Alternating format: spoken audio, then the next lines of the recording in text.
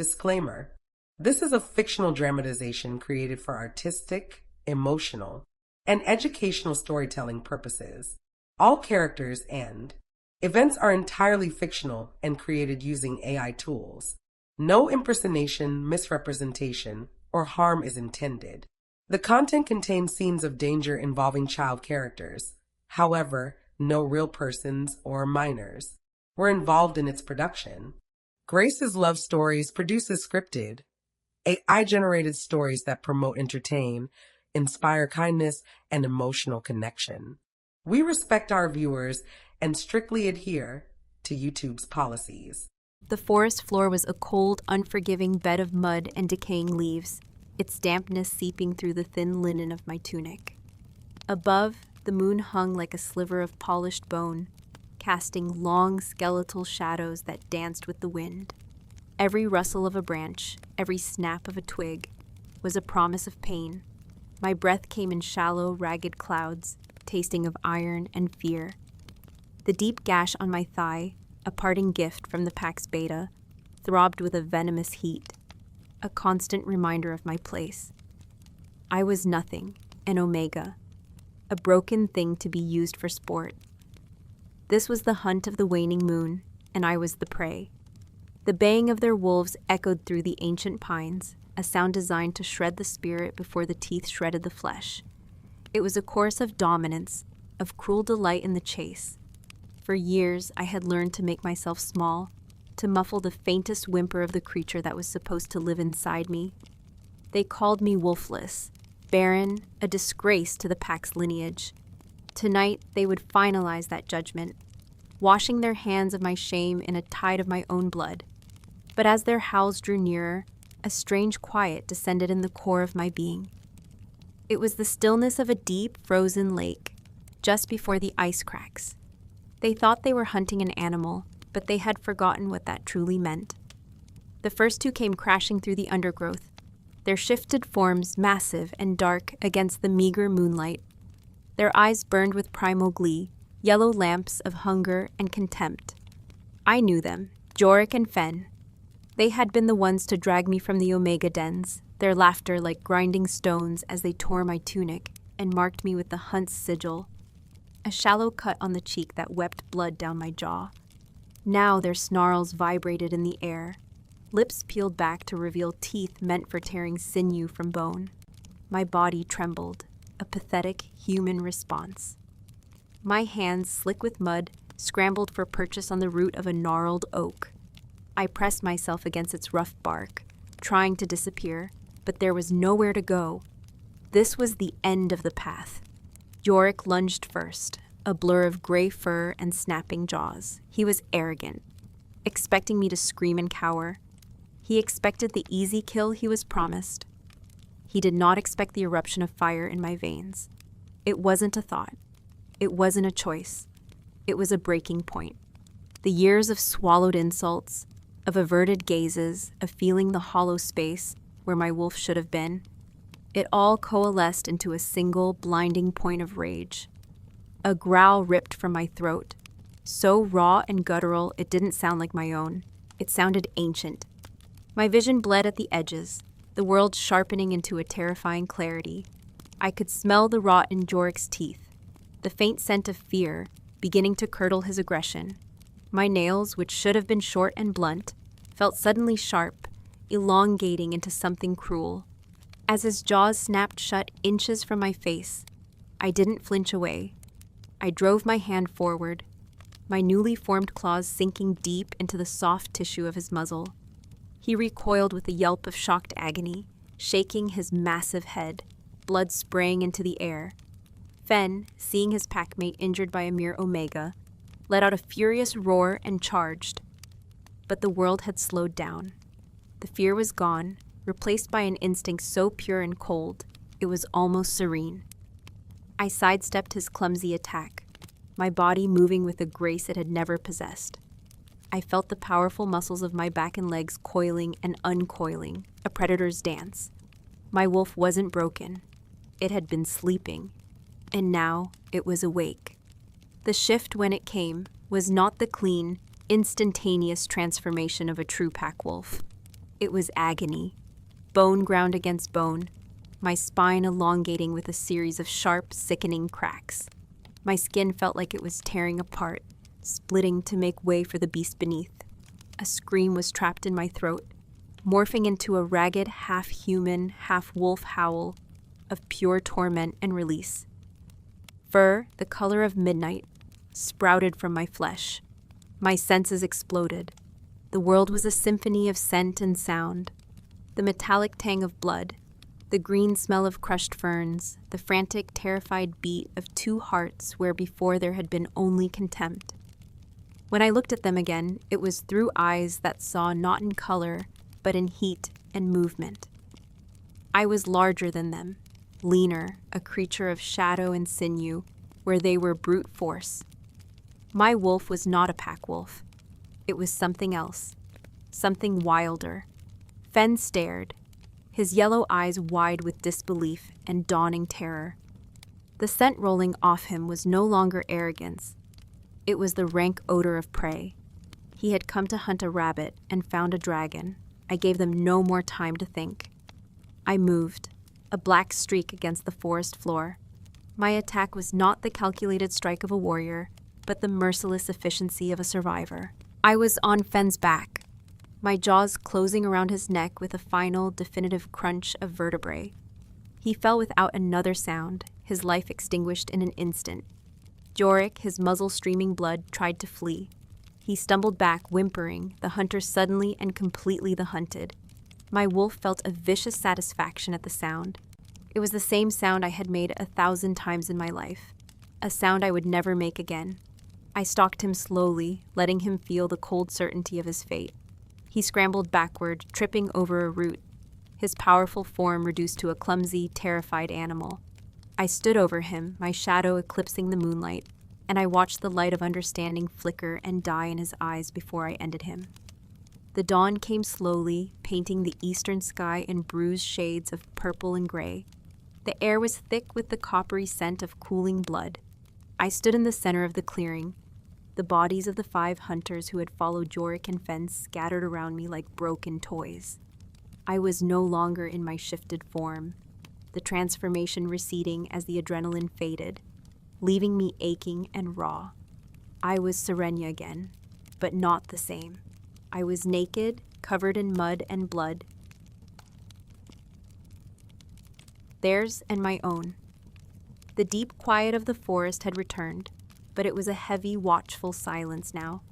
That's when I felt it. A presence.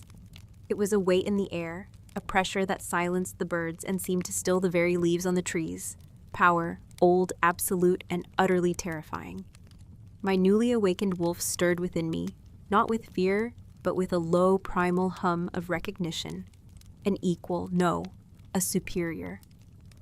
He emerged from the dense fog clinging to the edge of the clearing, a phantom stepping into reality. Aldrich Vaynor, the Alpha King. He was not flanked by a dozen warriors as he usually was. Only 2 of his royal guards stood at a respectful distance, their faces pale and grim as they surveyed the carnage. But they were just scenery. My entire world narrowed to the king. He was even larger than the whispers described, a mountain of contained violence. A thick, dark cloak was clasped at his shoulders, but it did little to hide the sheer breadth of him. Scars mapped the hard planes of his face, one particularly vicious line cutting from his temple, through his eyebrow, and down his cheek. A permanent snarl carved into his features. His hair was black as a starless night, and his eyes were the color of molten gold, burning with an intelligence and intensity that stripped you bare. He moved with a predatory grace that was utterly silent. His gaze swept over the mangled bodies of his pack members, his expression unreadable. There was no flicker of anger, no hint of sorrow. It was the detached assessment of a king surveying a battlefield. Then those molten eyes landed on me. I stood my ground, my chin held high. The shame that had been my constant companion for a lifetime was gone, scoured away by the blood I had spilled to survive. I was trembling, but it was from exhaustion and the cold, not from fear. Let him judge me. Let him strike me down. I had met my end a dozen times last night in my mind. The reality held no more terror. His warriors tensed, their hands moving to the hilts of their swords. They expected an execution. For an Omega to kill 5 pack members, regardless of the circumstances, was an unforgivable crime. It was a challenge to the natural order, to the Alpha's absolute rule. Aldrich took a slow step forward, his golden eyes never leaving mine. He was scenting the air, and I knew what he smelled. My blood, their blood, and the lingering wild magic of my impossible transformation. He stopped a few feet from me, his shadow falling over my cold, naked body. I should have felt exposed, vulnerable. Instead, I felt like a cornered wolf, ready to fight the last fight. A low growl started deep in his chest, a rumbling thunder that vibrated through the ground. It was the sound of ultimate authority, a command for submission that no wolf could deny. His own wolf was surfacing, its power pressing down on me, demanding I bow my head, expose my throat, and accept my fate. My wolf, however, refused. It rose to meet his pressure, not with a challenge, but with a silent, stubborn refusal to break. We stood there for a heart-stopping eternity, 2 predators locked in a silent war of wills. His royal guard watched, their faces etched with disbelief. No one stood against the king's aura. And then the unthinkable happened. The pressure did not break me. It broke him. The growl in his chest softened, changing in pitch from a threat to something else entirely. Something laced with confusion, with awe. A faint shimmer distorted the air around him, as the spirit of his great wolf, a creature of legend, manifested. It was a colossal shadow of a wolf, its form barely visible, with eyes of burning gold that mirrored his own. The spectral wolf stared at me, at the blood on my skin and the defiance in my soul. And then, slowly, deliberately, it lowered its massive head. It was a gesture of profound respect, a bow, a submission. A gasp tore from one of the guards. It was a sound of pure shock. Aldrich's own eyes widened fractionally, the only break in his mask of control. The golden fire within them swirled, the king and the beast within him warring for a moment. He looked at me, truly looked at me, not as a broken Omega or a blood-soaked killer, but as a mystery, an anomaly, a prize. The air crackled with a new kind of tension, no longer about judgment, but about possession. His gaze raked over me, and it was a physical touch, a brand of heat and hunger that made the wolf inside me pace with a restless, unfamiliar energy. He took the final step, closing the distance between us until I had to crane my neck to look up at him. He reached out a hand, his calloused fingers gently touching the hunt's sigil on my cheek, his thumb smearing the half-dried blood. His touch sent a jolt of lightning down my spine, a shock of connection so powerful it stole the air from my lungs. His voice, when he finally spoke, was a low, gravelly timbre that sent shivers across my skin. It was not a question. It was a command that sealed my fate. "Clean her, Akkar," he ordered, his gaze still locked on mine. "And bring her to me." The king's cloak was a suffocating weight, heavy with the scent of pine, cold stone, and the sharp electric tang of ozone that clung to him like a second skin. One of the guards, a grim-faced man named Kalen, whose gaze kept skittering away from me, wrapped it around my shoulders. The fur lining was soft against my blood-caked skin, a shocking, decadent comfort that felt more like a brand than a kindness. I did not want his comfort. I did not want his protection. I wanted to stand in the dawn's weak light and let them see what I had become. But the king's command was absolute, and I was too drained of strength to fight the hands that guided me away from the clearing. The journey back to the pack's central keep was a gauntlet of silent condemnation. As we emerged from the tree line, word of the night's events had already spread like wildfire through the warren of dens and halls carved into the mountainside. Faces appeared in doorways, their expressions a mixture of horror, disbelief, and pure, unadulterated hatred. They stared at me, the wolfless Omega, now wrapped in the Alpha King's own cloak, flanked by his personal guard. They saw the blood that wasn't mine staining my skin and hair. I could hear their thoughts as clearly as if they'd shouted them. Murderer, abomination, monster. Whispers followed us like starving hounds. She killed 5 of them. The king just stood there. An omega. It's a curse. I kept my head high, my spine straight, refusing to let them see the tremors that racked my body. The wolf inside me, a silent and watchful presence, met their hateful glares with a low, unheard growl. It recognized them as a threat, a pack that had turned on its own. It felt no kinship, only a cold, predatory disdain. The king's keep was a fortress of black granite, rising from the mountain's peak like a jagged crown. Its walls were stark and unadorned, built for war, not comfort. Torches hissed in iron sconces, casting flickering shadows that danced like tormented spirits. The air inside was cool and still, carrying the scent of wood smoke, curing leather, and the faint metallic smell of the armory. Every sound echoed, the click of the guard's boots on the stone floor, the distant clang of a blacksmith's hammer, the whisper of my bare feet, leaving muddy, bloody prints on the polished floor. I was a stain on this place of cold, hard power. They did not take me to the dungeons as I expected. Instead, they led me up a winding stone staircase, deep into the heart of the keep, to a set of massive oak doors bound in iron. Kaelin knocked once, a sharp, respectful rap. The door swung open silently, and I was ushered inside. The room was a study in contrasts. A massive stone hearth dominated one wall, a fire already crackling within, casting a warm, golden glow across the chamber. Thick furs were thrown over stone benches, and a large carved wooden table stood in the center, littered with maps and scrolls. But the warmth was a lie. The room felt as cold and imposing as the king himself. This was his private sanctum, his den.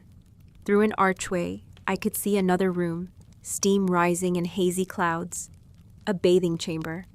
2 Omega women stood waiting by a sunken copper tub, their hands twisting nervously in the fabric of their tunics. Their eyes were wide with fear as they looked at me. They were afraid of me. The irony was a bitter pill in my throat. "Remove the cloak. The attendants will see to you," Kaelin said, his voice clipped.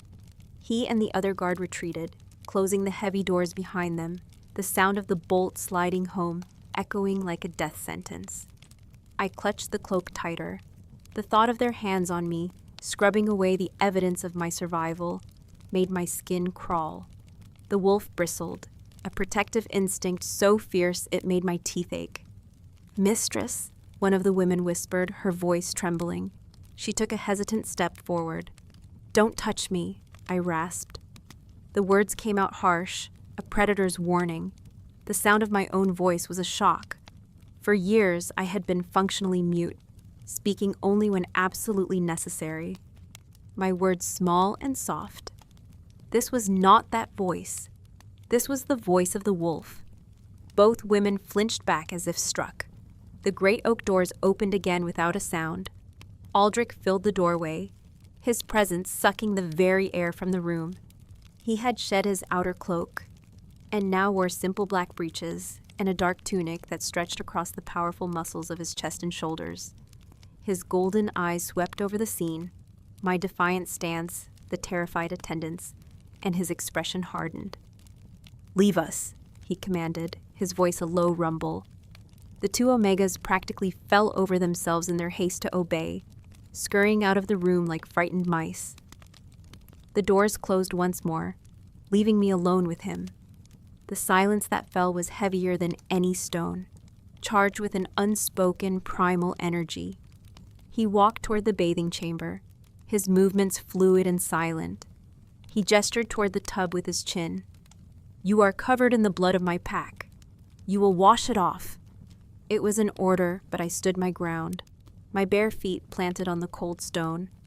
They were hunting me. His eyes flashed, a flicker of molten gold. They were fools, and they paid the price for their foolishness, but their blood does not belong on you. Get in the water, Serenia. He knew my name. The sound of it on his tongue was a strange violation. a claim of intimacy that was not earned. A knot of defiance tightened in my gut.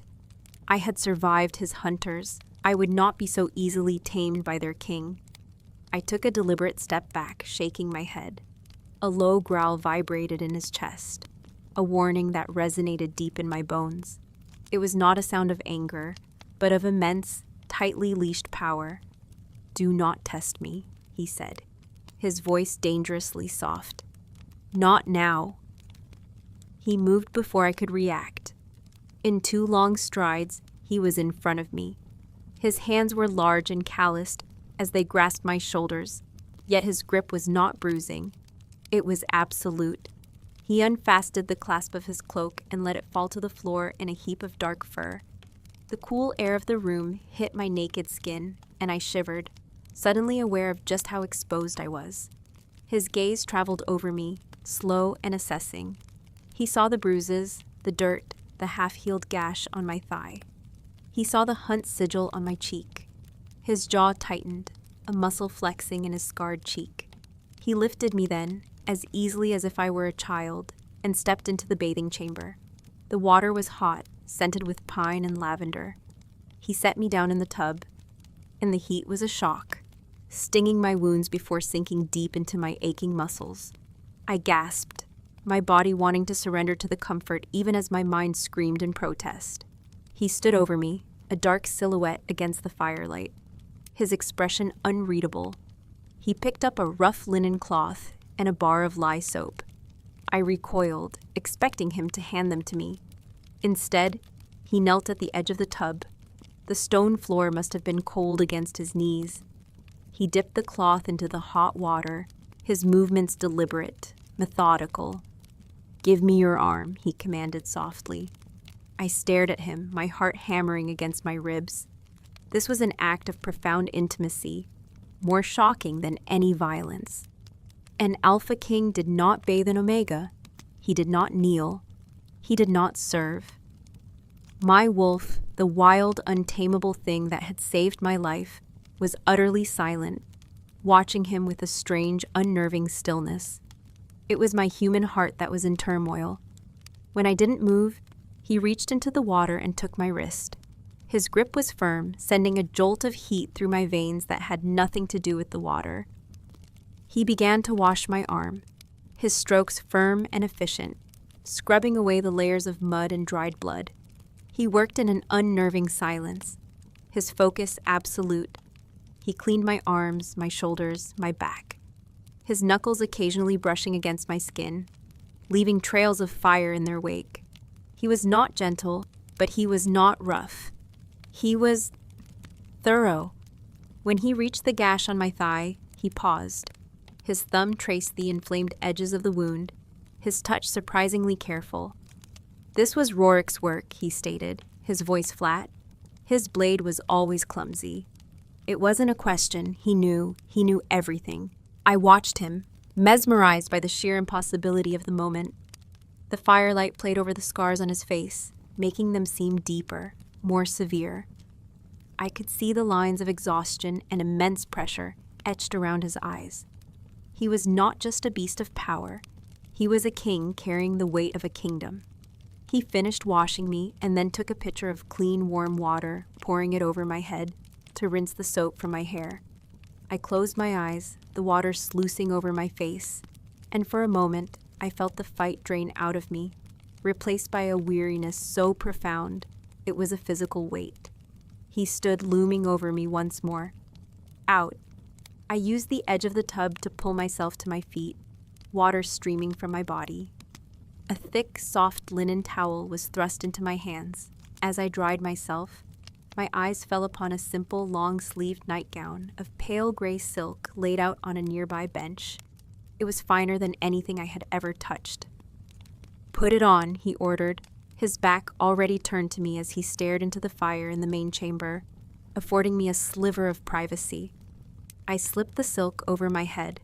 It felt alien against my skin, cool and impossibly soft. It was the garment of a noblewoman, not a disgraced Omega. When I was dressed, I stood there feeling lost and out of place, a wild thing draped in finery. I am not your prisoner to be washed and clothed, I said, my voice quiet but firm. He turned slowly, his golden eyes pinning me in place. The firelight danced in their depths, making them glow. No, he said, his voice a low growl that vibrated through the stone floor. You are not a prisoner. He walked toward me, closing the space between us until I was forced to tilt my head back to meet his gaze. He reached out, his fingers brushing against the still damp hair at my temple. His touch was a spark in the cold room, a terrifying, mesmerizing connection. They say an omega cannot hold the spirit of a true wolf, he murmured, his gaze intense, searching, as if he could see the beast coiled in my soul. They are wrong. He leaned in closer, his scent enveloping me, pine, smoke, and the wild, untamed power of his own wolf. I could feel the heat radiating from his body, and my own wolf stirred, not in fear, but in a strange, resonant hum of acknowledgement. And what is mine, he whispered, his voice dropping to a possessive growl that was not meant for anyone else in the world. I protect. His words hung in the air, a cage built of sound. What is mine, I protect. It was not a promise of safety, it was a declaration of ownership, as stark and absolute as the granite walls of his keep.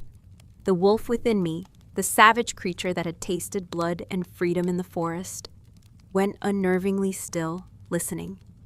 It recognized the language of power, the law of the apex predator. But I was not just a wolf. I was Serenia. And for the first time in my life, my own will rose up like a shield against the crushing weight of an alpha's.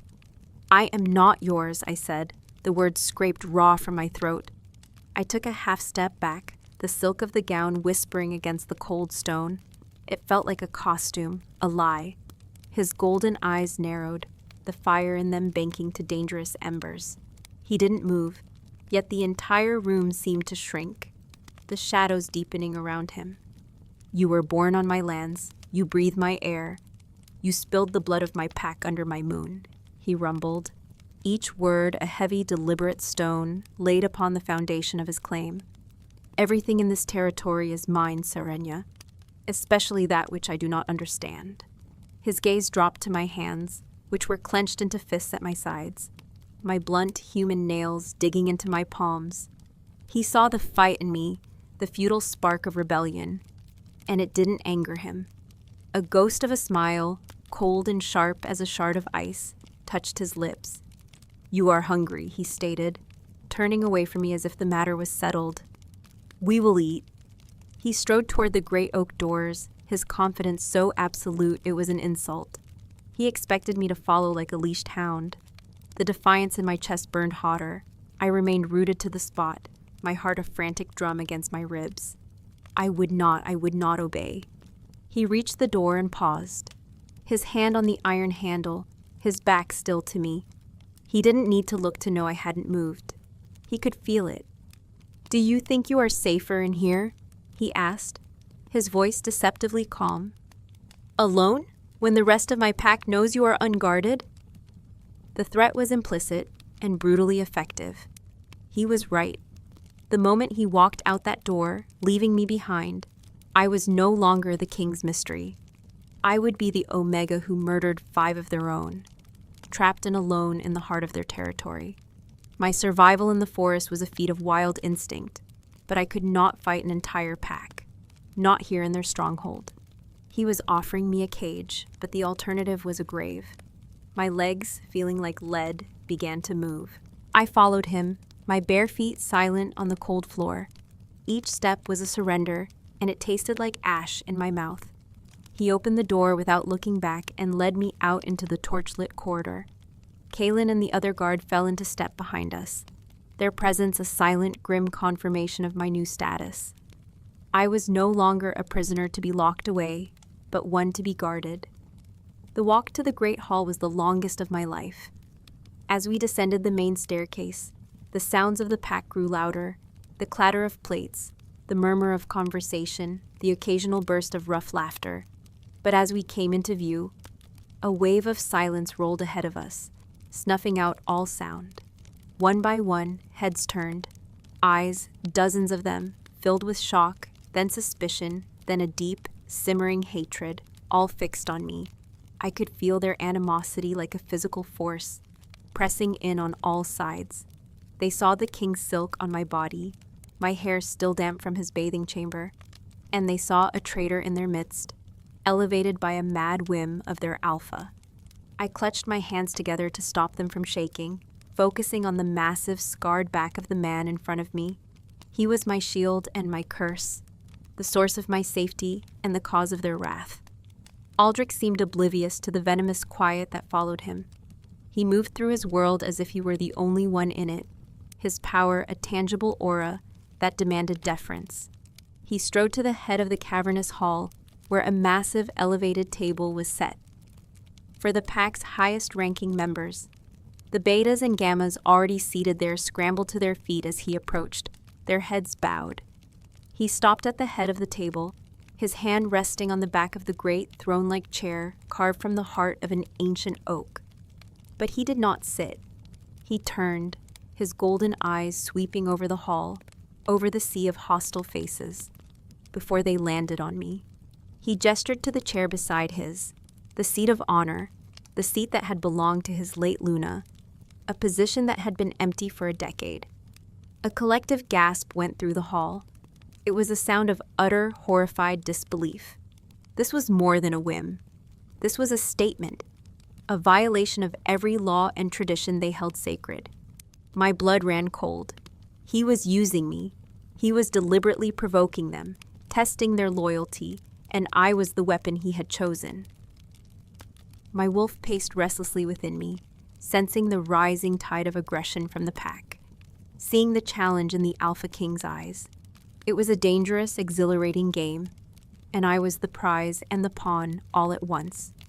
"Serenia," he said, his voice carrying easily in the dead silence. It was not a request. I walked the final few feet, feeling hundreds of pairs of eyes boring into my back. I sat. The wood of the chair was dark and smooth beneath my hands. From this vantage point, I could see the whole pack arrayed before me, their faces a gallery of fury and confusion. Aldrich finally took his own seat, the legs of the heavy chair scraping against the stone. The sound broke the spell. A low, angry murmur rippled through the hall. He ignored it, raising a hand. Servants, their faces pale and their hands trembling, rushed forward with platters of roasted meat, bread, and pitchers of dark ale. A plate was set before me, piled high with food. The smell of roasted boar, sharp cheeks, and fresh herbs filled my senses, and a wave of ravenous hunger washed over me. I hadn't eaten in what felt like days, but I couldn't move. My throat was tight with tension, my hands frozen in my lap. To eat here, at his side, felt like the ultimate act of complicity. Aldrich tore a piece of bread from a loaf with his bare hands. He watched me, his expression unreadable. "Eat," he commanded, his voice low, for my ears only. I shook my head, a small, tight gesture. His eyes flashed with impatience. He speared a piece of meat with his own dagger, the one he kept sheathed at his belt, and held it out.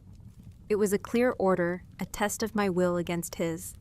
The entire hall was watching this silent battle. My jaw remained stubbornly locked. With a sigh that was more of a growl, he leaned closer. The heat of his body, the overpowering scent of him, enveloped me. I flinched, expecting anger, perhaps force. Instead, his movements were slow, deliberate. He reached out, his large hand coming to rest on the nape of my neck, his fingers tangling in my damp hair. His touch was electric, a brand of heat that shot down my spine and pooled low in my belly. It wasn't violent, but it was inescapably possessive. He held me there, his thumb stroking the sensitive skin just below my hairline. The wolf inside me, to my utter horror, let out a low, contented rumble, leaning into his touch like a starved cat. My human self recoiled, my body rigid with conflict. He leaned in further, his lips brushing against the shell of my ear, his breath a warm whisper against my skin.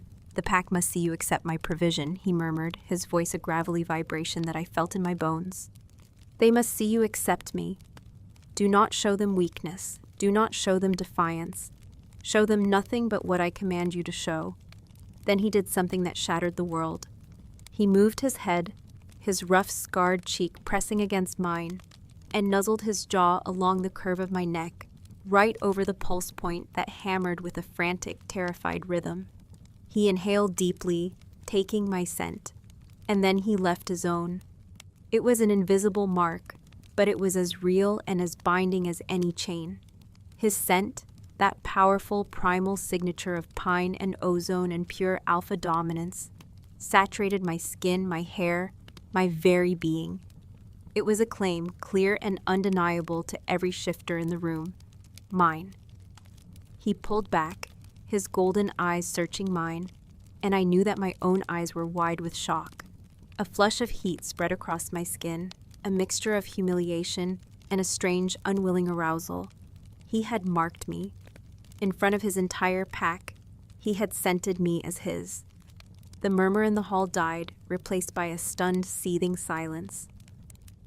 He had not just broken tradition. He had shattered it. He had claimed a disgraced, murderous Omega as his possession, and he had done it in the most primal way possible.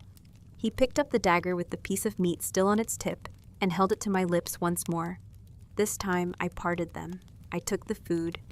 It was an act of total submission, forced upon me by a power I couldn't fight and a wolf that seemed traitorously eager to yield. As I chewed the tender, savory meat, his hand remained on my neck, a constant burning reminder of his ownership. The rest of the meal passed in a tense, suffocating silence.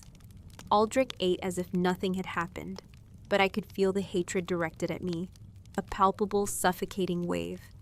When the meal was over, Aldrich stood, his hand finally leaving my neck.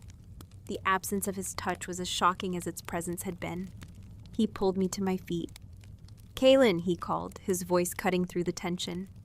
"Escort her to the northern tower chambers. Post a guard." Kaylin, who had been standing rigidly by the wall, his face a mask of stone, bowed his head. My king.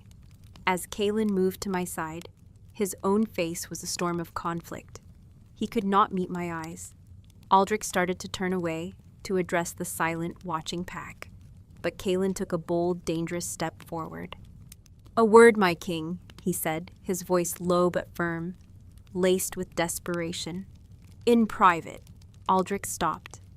He turned his head slowly, his golden eyes narrowing on his most trusted guard. The temperature in the hall seemed to drop by 20 degrees. "What you have to say, Kaylin," Aldrich replied, his voice lethally soft, each word a chip of ice. "You can say to us both." Kaylin's words fell into a void of absolute silence. To challenge the Alpha King was unthinkable. To do so in the great hall, before the entire pack, was a death wish. Every wolf in the room held their breath, anticipating the explosion of royal fury that was sure to follow. Aldrich's stillness was more terrifying than any rage. He turned his body with a slow, deliberate grace, a predator reacquiring its target. His golden eyes, devoid of any warmth, fixed on his guard. "We," he repeated, the word a low, dangerous vibration, "are listening." Kaylin swallowed, his Adam's apple bobbing in his throat, but he stood his ground. He was a man driven to the edge by a fear greater than that of his king. His gaze flickered to me, then back to Aldrich, his expression filled with a desperate, urgent warning. "My king," he began, his voice strained but clear. "The elders speak of the old laws, the ones written in the first tongue before the packs were united.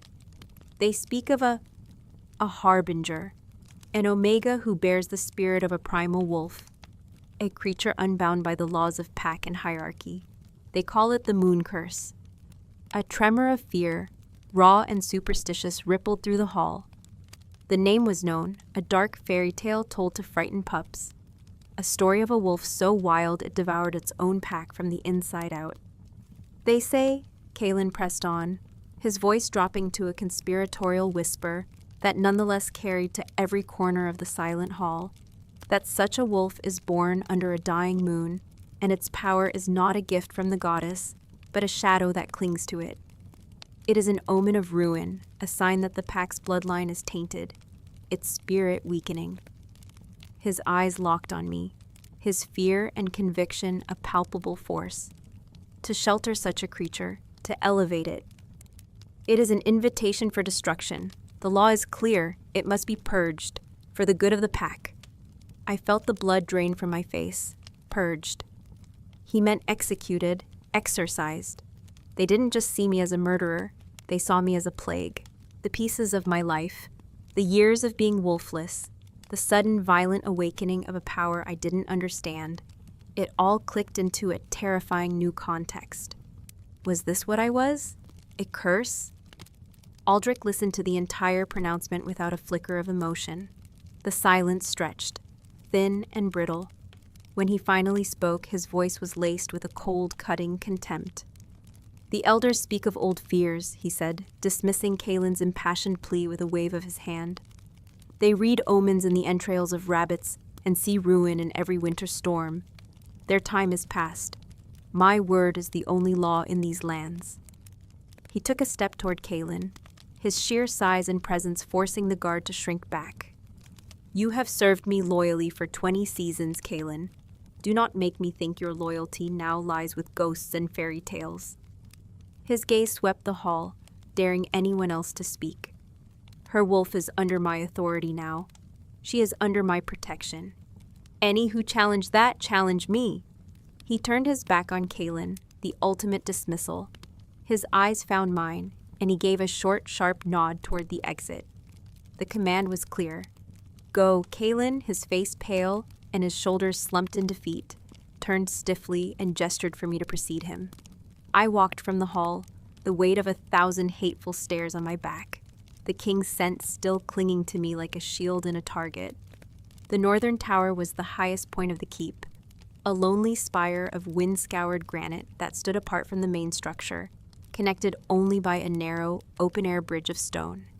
The wind howled up here, a mournful, ceaseless cry that seemed to seep through the very walls. This was not a chamber. It was a place of exile. Kalen left me at the door, his face a mask of grim duty. "The guard will remain outside," he said, his voice devoid of warmth. He still could not look at me. "Food will be brought. The king has commanded that you are not to be disturbed." He turned and walked away, his footsteps echoing on the bridge before being swallowed by the wind. The room was circular, its stone walls unadorned save for a single large tapestry, depicting a silver wolf howling at a full moon. A fire was already laid in the hearth, though it had not been lit. In the center of the room sat a bed, a monstrous thing of dark, carved wood, piled high with black fur blankets. It was a bed fit for a king, and it only served to emphasize the emptiness of the chamber. A single, tall, unshuttered window looked out not over the packlands, but west, over the endless, untamed expanse of the Blackwood Forest. I walked to the window, my bare feet cold on the stone floor. Far below, the forest stretched out like a dark, sleeping sea. I could see the clearing where I had been left to die, a tiny, insignificant wound in the vast wilderness. It was out there that I had been reborn, and for that freedom, I had been brought here, to this gilded cage. I wrapped my arms around myself, the silk of the gown feeling thin and useless against the profound chill of the room. The moon curse. The words echoed in my mind. Was that what was inside me? Not a wolf, but a shadow, a sickness. The thought was a cold knot of dread in my stomach. The beast within me, however, felt no fear. It was a calm, deep pool of certainty in the midst of my human turmoil. It felt right. It felt like my own true skin. The sun began to set, painting the sky in fiery streaks of orange and purple. The beauty of it felt like a mockery. I did not light the fire. I stood in the growing darkness, letting the cold seep into my bones, a familiar penance for a crime I was only now beginning to understand. I don't know how long I stood there before I felt his presence. The air in the room shifted, growing heavier, charged with that familiar scent of ozone and power. I turned from the window. Aldrich stood by the unlit hearth, a shadow within the shadows. He had entered as silently as smoke. He had not used the door. I glanced at the window. There was no balcony, only a sheer drop of hundreds of feet. A flicker of unease, primal and deep, went through me. "You prefer the dark?" he asked, his voice a low rumble in the quiet room. "It feels more honest," I replied, my own voice steady. He moved toward the center of the room, into a sliver of dying moonlight that fell through the window. It illuminated the hard planes of his face, the silver in the scars. "Kalen is a good man," he said, his tone conversational, but his eyes were sharp, analytical. "He is loyal to the pack, to its traditions. He fears what he cannot understand." "And you?" I challenged. "Do you understand it, my king? Do you know what you have brought into the heart of your keep?" "I know what I puha," he countered, his gaze intense. "I saw an Omega, cast out and broken, stand against 5 of my strongest hunters and slaughter them without mercy. I saw a spirit that refused to bow to my own. I have never seen that before." He began to circle me slowly, his movements fluid, predatory.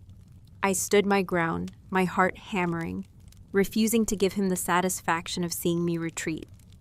"Tell me, Serenia," he murmured, his voice dropping. "What did it feel like when your wolf woke?" The question caught me off guard. I had expected accusations, threats, commands, not curiosity. "It felt," I said, the memory flooding back, sharp and visceral, like I was drowning my whole life and I finally learned how to breathe. A flicker of something, understanding, perhaps, or recognition, passed through his golden eyes. He stopped in front of me, so close I could feel the heat of his body, so close I could see the intricate lines around his eyes. "They said you were wolfless?" "They were wrong." "Yes," he agreed, his voice a soft, dangerous whisper. "They were wrong about many things." He reached out, his fingers tracing the line of my jaw, coming to rest on the faint healing line of the hunt sigil on my cheek. His touch was not gentle, but it was not rough. It was possessive, inquisitive. My skin burned where he touched me. The wolf inside me purred. A low, traitorous vibration in my chest. "They call you a curse," he whispered, his thumb stroking my cheek.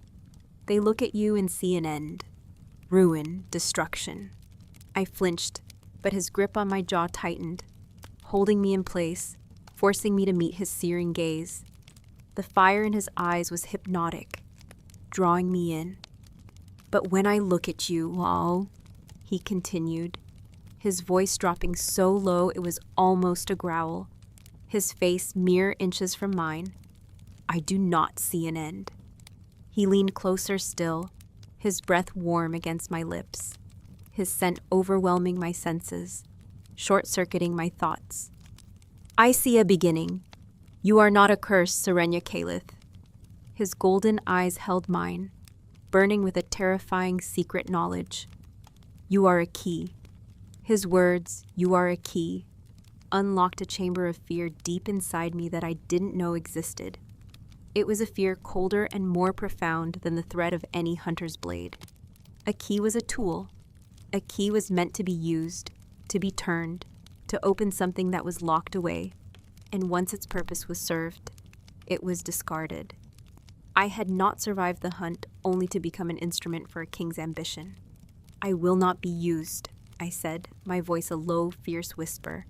I tried to pull away, but his grip on my jaw was an iron manacle. His lips twisted into a humorless smile. "Everything is used," he countered, his voice a gravelly murmur against my skin. "A sword is used to defend a border. A wolf is used to hunt. A king is used to hold a kingdom together. You are no different. The only question is whether you will be a key in my hand, or a stone for my enemies to sharpen their blades on." He released me abruptly, and I stumbled back, the sudden freedom as jarring as the captivity. I rubbed my jaw, the skin still tingling from the pressure of his touch, from the ghost of his power. He turned, and with a flick of his wrist, a spark of pure will seemed to leap from his fingertips to the hearth. The dry wood caught instantly, a whoosh of flame erupting to life, flooding the cold stone room with a sudden dancing warmth and a flickering golden light. Magic. Not the common earthbound magic of pack healers, but something older, wilder, primal. It was the same kind of power that hummed in my own blood, the power that had given my wolf its impossible strength. He wasn't just an alpha. He was something more. He stared into the flames, his broad back to me, the firelight catching the severe lines of his profile and the silver threaded at his temples. "My line is old," he said, his voice taking on a distant, resonant quality, as if he were reciting a saga from memory. "We did not take this mountain. We rose from it. The first alpha of the Vayner line was not born of a woman, but of the mountain's heart and the winter's fire. His blood was magma, and his soul was granite." He turned his head, his golden eyes finding mine in the flickering light. But that power thins with each generation. The fire cools. What was once a birthright becomes a struggle. We are bound to this land, and if the land suffers, so does its king. The winters grow longer, the herds grow weaker, and the blood of our enemies grows bolder at our borders. He walked to the window, staring out into the vast, moonlit darkness of the Blackwood. There are whispers from the old territories, whispers of a new power rising, a warlord who unites the rogue packs, the exiles, the wolfless. He promises them strength, a place in a new world order, built on the ashes of the old packs. He calls himself the Fenris. The name was a chill that had nothing to do with the night air. The Fenris was another dark legend, a specter of chaos, a wolf so powerful it was said he could swallow the moon. "He seeks to break the old bonds," Aldrich continued, his voice tight with a cold fury, "the bonds between alphas and their land. He believes that by severing those connections, he can steal the land's power for himself. He hunts for artifacts, for places of power, for keys." His gaze swung back to me, and the unspoken meaning hung heavy in the air. "You are a key." "What do you think I am?" I asked, my voice barely a whisper. "Some kind of relic? A weapon?" "I think," he said, walking slowly back toward me, his presence filling the room, dominating the firelight, "that the same ancient power that sleeps in the heart of this mountain has woken up inside of you. The moon curse the elders fear is not a curse. It is a reawakening. The land is failing, and in its desperation, it has forged a new weapon, a primal wolf in the body of a cast-out Omega, a perfect vessel, unseen, unexpected, underestimated." He stopped before me, his shadow swallowing me whole. "The Fenris and his hunters will learn of you. They will come for you. They will seek to twist your power to their own ends, to use you to shatter my kingdom. You think you are in a cage here, Serenia? You are wrong. This tower is the safest place in the world for you." His logic was a suffocating trap, each word another bar on the cage. He wasn't just protecting me. He was hoarding me, hiding me away like a precious, dangerous secret. A wave of exhaustion, deep and soul-crushing, washed over me. I had fought so hard, only to find myself in a new, more complex battle, one of wills and words and ancient destinies. I sank onto the edge of the massive bed, the furs soft beneath me, my head in my hands. "What do you want from me?" I asked, the fight draining from my voice, replaced by a weary resignation. He was silent for a long moment. I looked up to see him watching me, his expression unreadable, the firelight casting strange, moving shadows across his scarred face. "For now," he said, his voice softer than I had ever heard it, almost gentle, "I want you to rest, to heal, to understand the power you now hold. Your wolf is a newborn thing, for all its strength. It must learn control." He turned and walked toward the door, his heavy boots silent on the stone. He paused with his hand on the latch. "Do not mistake my protection for kindness, Serenia," he said, his back still to me. "When the time comes, I will expect you to fight for the kingdom that shelters you. I will expect you to be the weapon I need you to be." The door opened and closed, and he was gone. The heavy bolt slid into place on the outside, a final, definitive sound of my imprisonment. For the next several days, I lived in a state of suspended animation. Food was left outside my door on a tray. Wholesome, nourishing meals of roasted meat, thick bread, and fresh fruit. It was far better than the scraps afforded to the Omegas, and I ate every bite, driven by a primal need to regain my strength. The gash on my thigh healed with supernatural speed, knitting itself closed until only a thin silver line remained. The wolf inside me was a constant, living presence. It was not a voice, but a stream of pure instinct and sensation. It paced the confines of my mind, restless and wary. It watched the guards who stood silent vigil outside my door.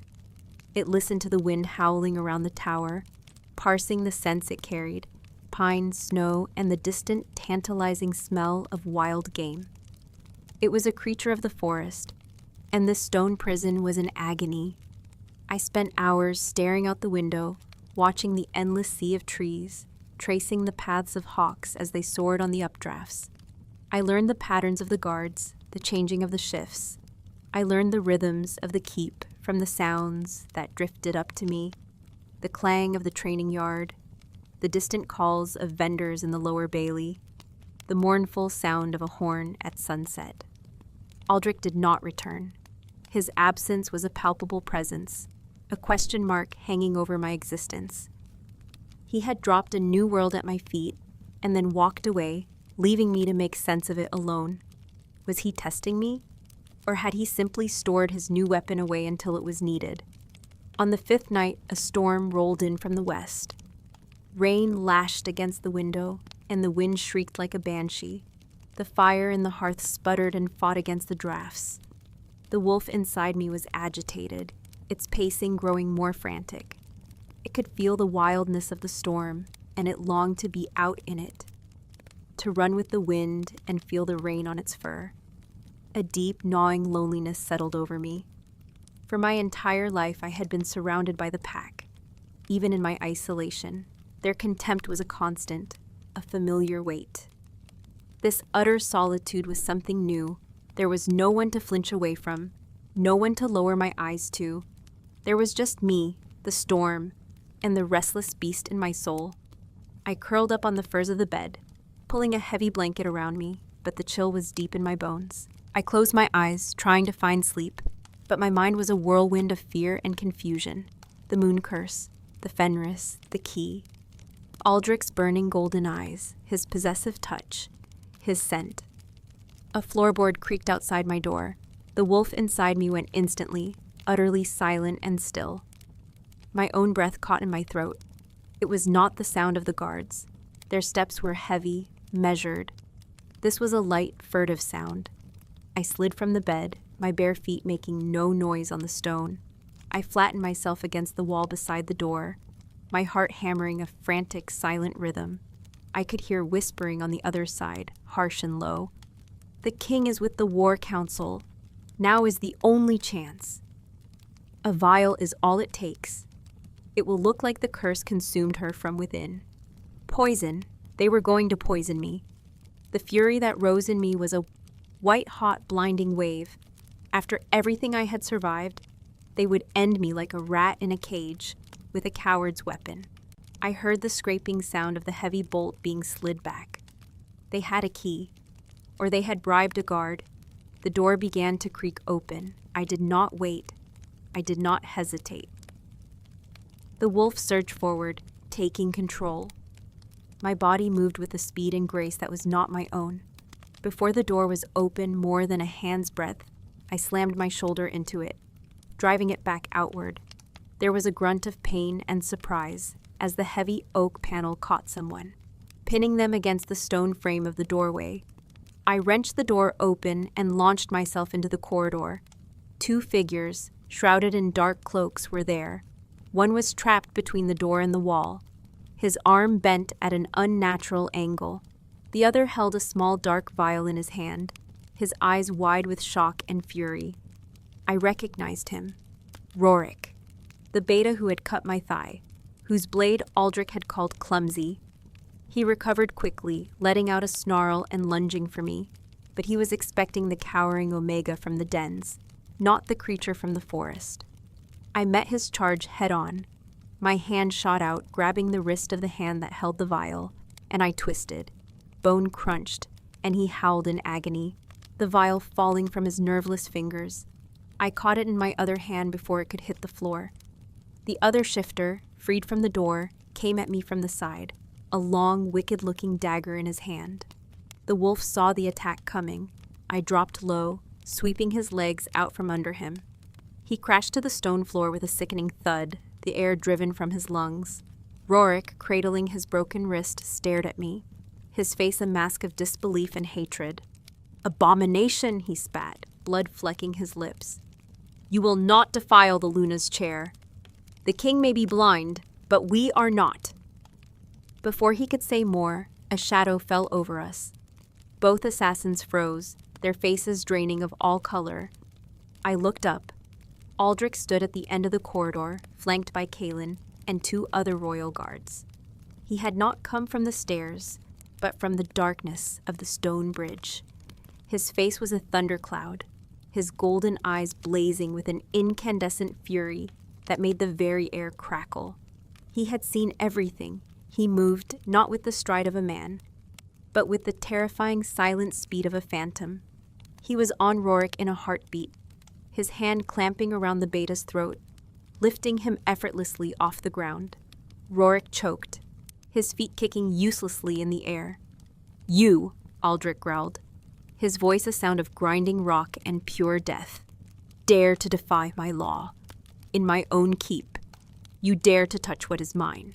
He didn't look at me, but I felt the weight of that last proclamation settle over me like a second skin. It wasn't about justice. It was about possession. They had trespassed. They had tried to steal his property.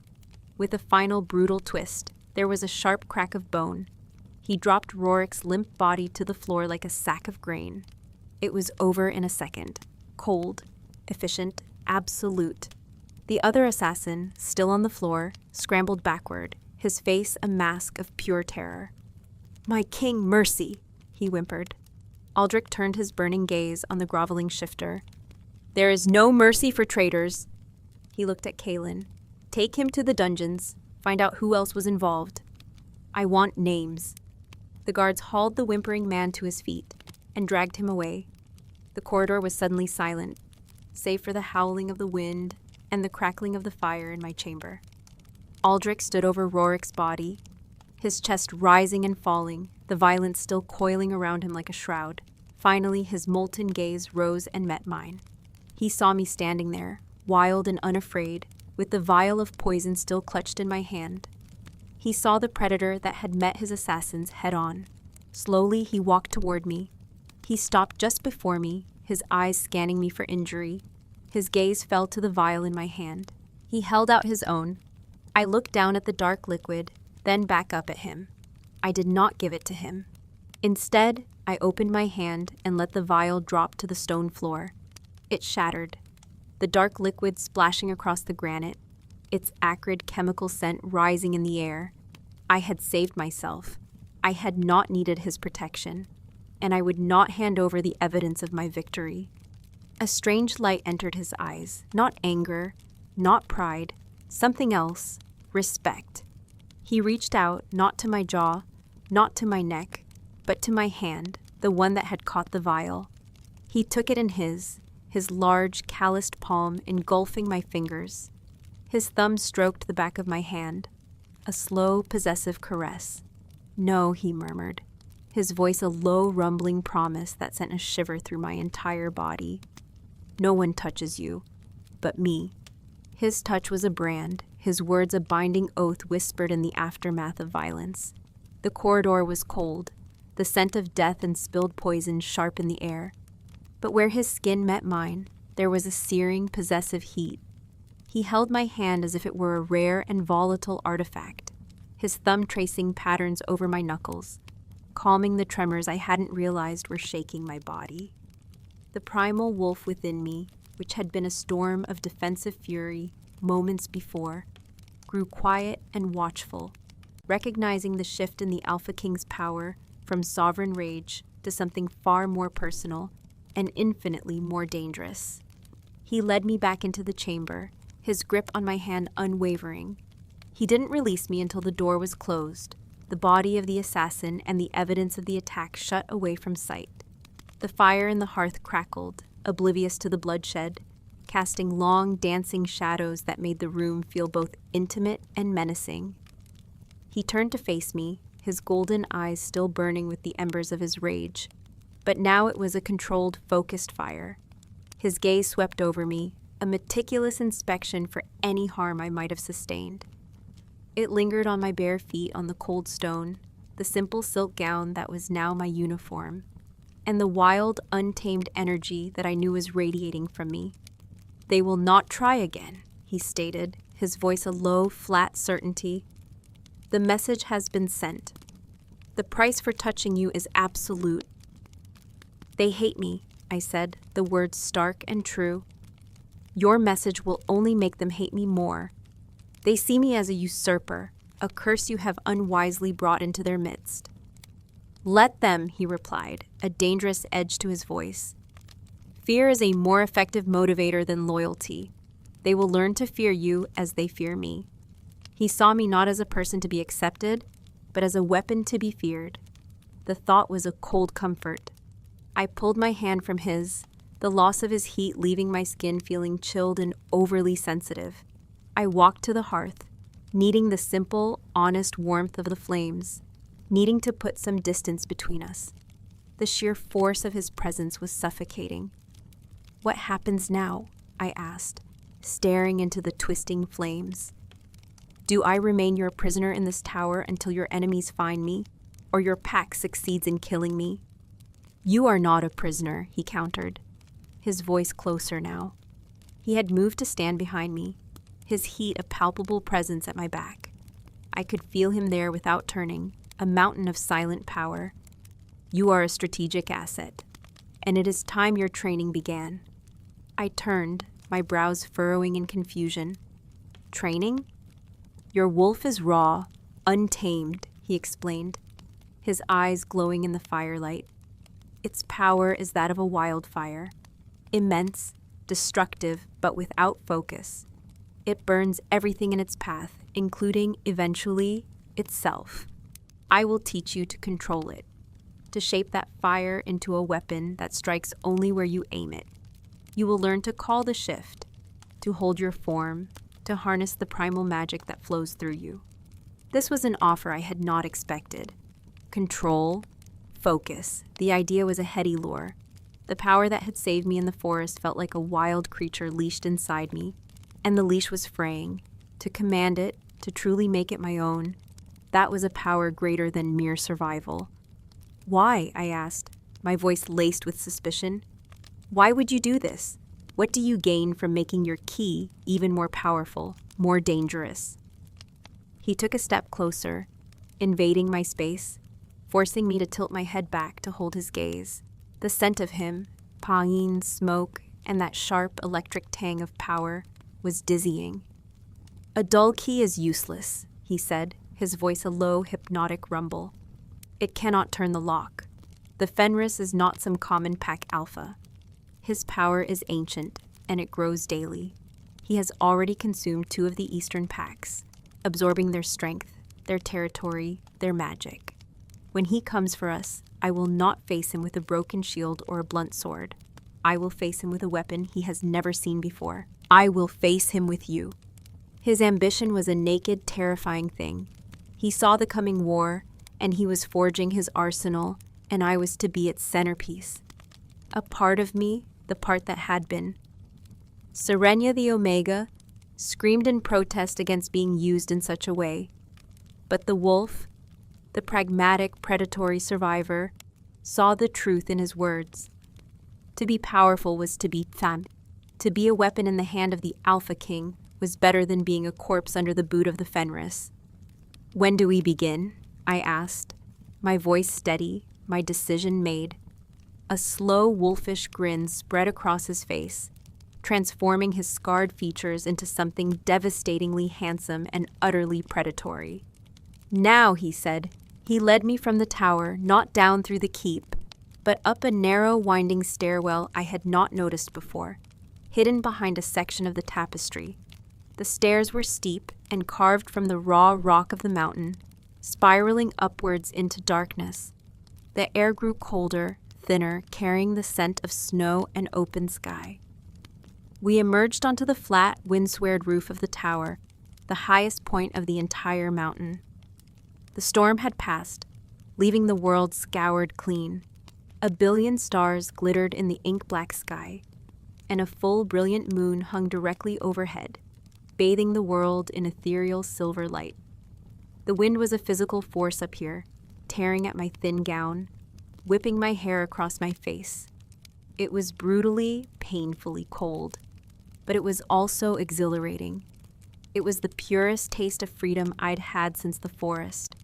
The rooftop was a wide, circular expanse of flat stone, empty save for a series of ancient, rune-carved monoliths that stood like silent, skeletal sentinels around the perimeter. In the center of the circle, the stone was darker, almost black, and it seemed to drink the moonlight. "This is a place of power," Aldrich said, his deep voice cutting through the howl of the wind. "The heart of the mountain. Here, the veil between the physical world and the spirit world is thin. It is here that the alphas of my line would come to commune with their wolves, to solidify their bond."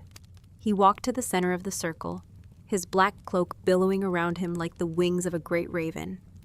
"The first lesson is the shift. You have shifted twice, once from rage, once from fear.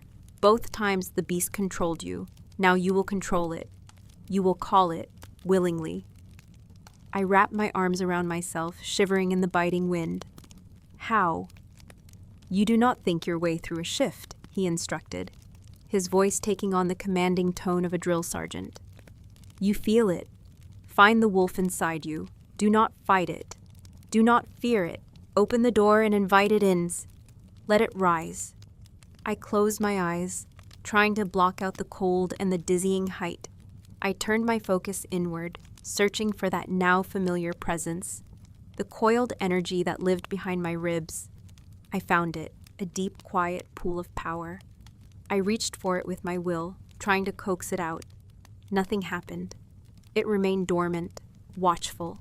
I tried again, pushing, demanding. Still nothing. My human mind was too loud, my thoughts a barrier of logic and doubt.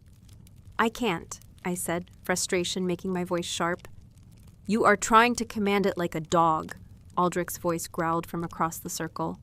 "It is not your servant. It is your other half. You do not command it. You must become it." He began to move, striding toward me. "Fear gave you the key before. Let us try it again." Before I could process his words, he lunged. He moved with impossible speed, a blur of shadow against the starlight.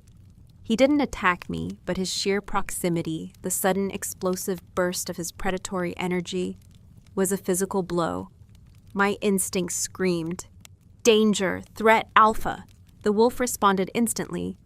It surged up, not as a request, but as a violent, defensive reflex.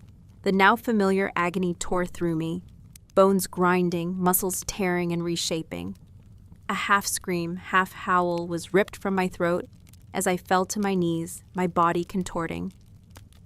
The world dissolved into a kaleidoscope of pure sensation. The biting cold on my newly furred skin, the scent of stone and ozone and Aldrich, the taste of blood in my mouth.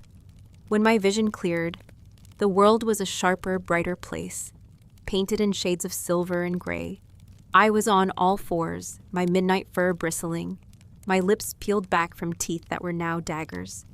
A low growl rumbled in my chest, a promise of violence. I was larger than I remembered, leaner and more powerful, a creature of shadow and moonlight. Aldrich stood before me, unmoving. He had not shifted, but the aura of his own wolf, that immense spectral beast, shimmered around him, its golden eyes meeting mine. There was no fear in him, only a clinical, assessing focus, and a flicker of something that looked like approval. Good, a voice said. Not in my ears, but directly in my mind. It was his voice, yet deeper, imbued with the ancient rumble of his wolf. A mind link. The connection of an alpha to his pack. The intrusion was a violation. My wolf snarled, a visceral rejection of his authority in my head. Cease, the voice commanded, and with it came a wave of pure, unadulterated dominance.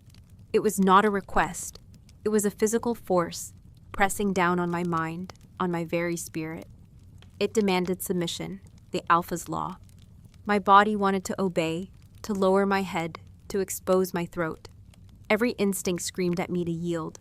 But this wolf, my wolf, was not born of pack. It was born of defiance.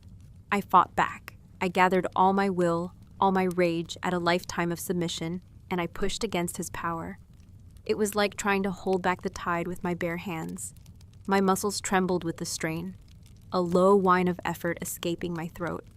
For a heart-stopping moment, we were locked in a silent battle of wills on the roof of the world, under the gaze of the moon. Then I felt his power recede, not because I had broken it, but because he had willingly withdrawn it.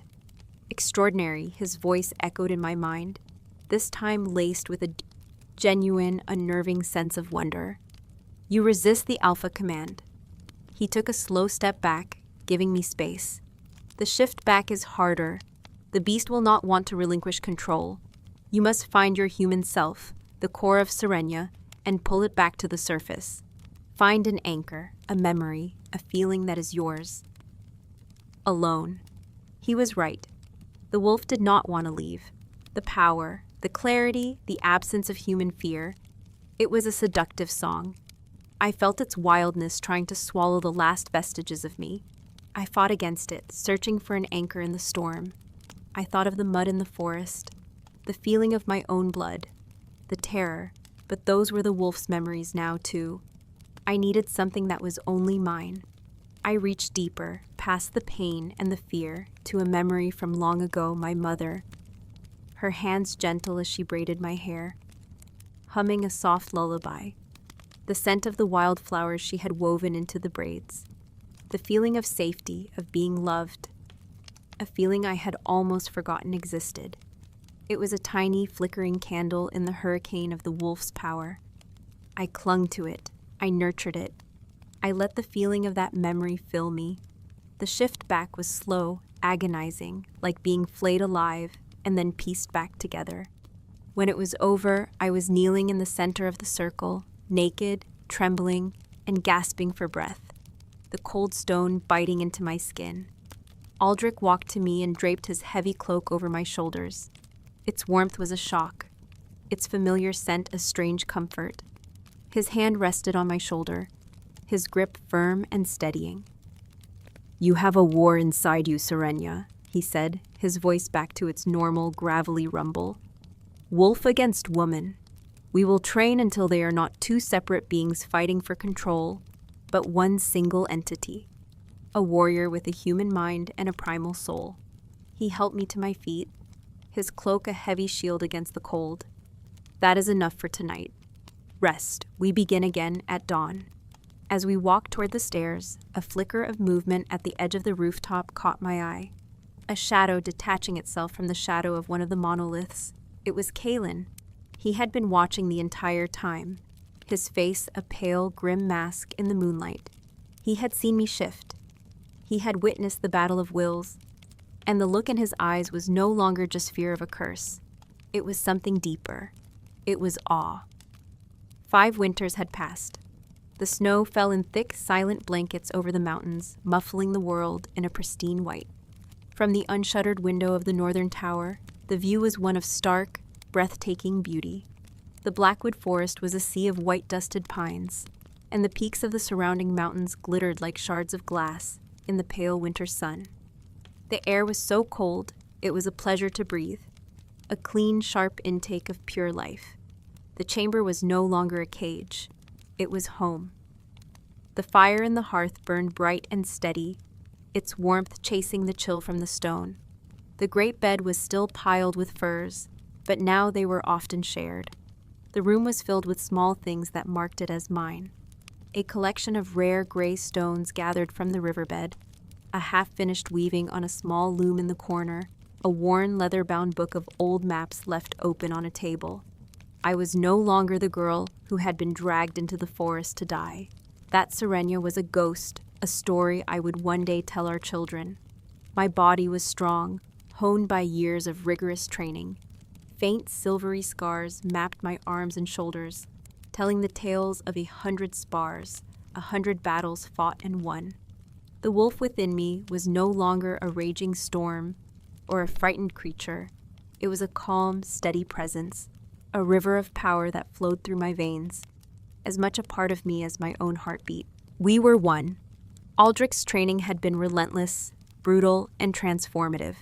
He had taught me not just to shift, but to hold my form for days, to partially shift, elongating my claws, sharpening my senses, while remaining human.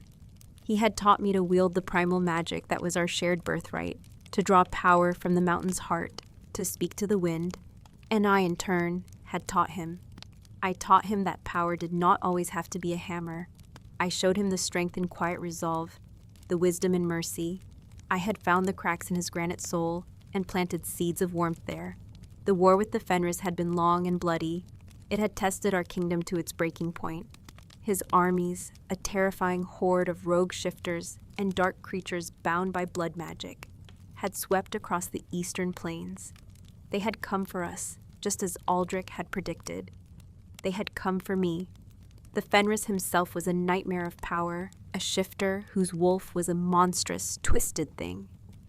Our first battle had been a disaster. He had shattered our lines and nearly broken through the gates of the keep. He had called to my wolf, promising it freedom from the cage of humanity, from the leash of a king. For a terrifying moment, the wildness in me had answered, tempted by his chaotic power. It had been Aldrich's hand in mine, his voice in my mind, not commanding but pleading, that had been my anchor. Stay with me, Serenia. We are a pack of two, and we had stood against him, together. We fought him on the frozen river, on the high peaks, and in the shadowed valleys. I was the king's shadow, a whisper of death that moved unseen through the enemy ranks. He was the king's fire, the indomitable anchor of our forces. We were two halves of a single warrior, a perfect, deadly balance of grace and fury. The final battle had taken place on the plains of 1,000 sorrows, under a blood-red moon. It was there I had finally faced the Fenris, wolf to wolf. His power was immense, a storm of pure rage, but mine was the power of the mountain, ancient and unyielding. I did not meet his rage with my own. I met it with the cold, focused calm Aldrich had taught me. I did not break him. I eroded him, weathered him down, until he shattered against the unshakable foundation of my will. His death had ended the war. A floorboard creaked behind me, but I didn't startle. I knew the weight of his tread as well as I knew my own name. Large, warm arms wrapped around me from behind, and a heavy chin rested on my shoulder. Aldrich's scent, pine and smoke and the faint lingering scent of snow, enveloped me. "You are staring at the past again," he murmured, his voice a low, familiar rumble against my ear. "I am remembering," I corrected softly, leaning back into his solid warmth. "It is good to remember where we came from." He turned me in his arms, his golden eyes, now so often filled with a warmth reserved only for me, searching my face. The scars on his own face seemed less severe now, softened by time and the lines of laughter that had begun to form around his eyes. He was still a king forged in fire, but he was no longer a man made only of granite. "I remember a blood-soaked girl in a forest clearing," he said, his thumb gently stroking the faint scar on my cheek, the last remnant of the hunt's sigil. I thought I had found a weapon. I did not know I had found the other half of my soul. His words were a familiar, precious truth. We were not just Alpha and Luna.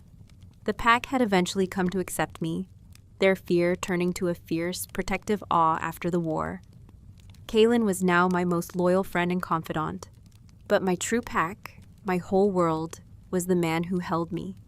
We were mates in the deepest, most primal sense of the word. our souls bound together more tightly than any ceremony could achieve. A small, impatient tug on my tunic drew my attention downward. A little boy with a wild mane of black hair and eyes the exact shade of molten gold stared up at us, his expression one of solemn impatience. "Mother," he said, his voice surprisingly deep for a 4-year-old. "Father, you are looking, we are playing." Aldrich chuckled, a deep, warm sound that vibrated through my chest. He swung our son, Kale, up into his arms. The boy squealed with delight, his small hands grabbing fistfuls of his father's tunic. "And what is the game today, little wolf?" Aldrich asked, nuzzling his son's neck. "Hunt the king," Kale declared, puffing out his chest. "I am the Fenris, and I will eat you." A shadow of the old pain, the memory of that long and terrible war, flickered across Aldrich's face before being replaced by a look of profound love. He had worried that the darkness of our past would taint our son, but Kyle was a creature of pure, joyful light. "Is that so?" Aldrich growled playfully. "Then you had best catch me first." He set the boy down and Kale took off, his peals of laughter echoing in the vast chamber as Aldrich gave chase, his movements deliberately slow and clumsy. I watched them, a warmth spreading through my chest that had nothing to do with the fire. This was my legacy, not the moon curse or the king's key, not the battles won or the enemies slain. It was this love, this laughter, this small, fierce, wonderful family. Kyle, in his excitement, stumbled and fell. Before I could move, a small silver wolf pup, no bigger than a house cat, darted out from behind a chair and began licking his face with frantic affection. It was Lyra, our daughter, 2 years younger than her brother, a shifter from birth, something unheard of in 1,000 years. She preferred her furred skin to her human one. Aldrich scooped them both up, one in each arm, the little girl in her wolf form, still licking her brother's chin. He walked back to me, his arms full of our children, his face alight with a happiness I had once thought him incapable of. "Our kingdom," he said, his voice soft, looking from our children to me. "Forged in fire, built on love. It is a good legacy." I reached out and cupped his scarred cheek, my heart so full I thought it might burst. "The best," I whispered. He leaned in and kissed me, a slow, deep kiss filled with the history of our shared past and the promise of 1,000 shared tomorrows. The winter snow continued to fall outside, blanketing the world, but here, in this tower, in the arms of my king, my mate, my family, I was finally, completely, and irrevocably warm.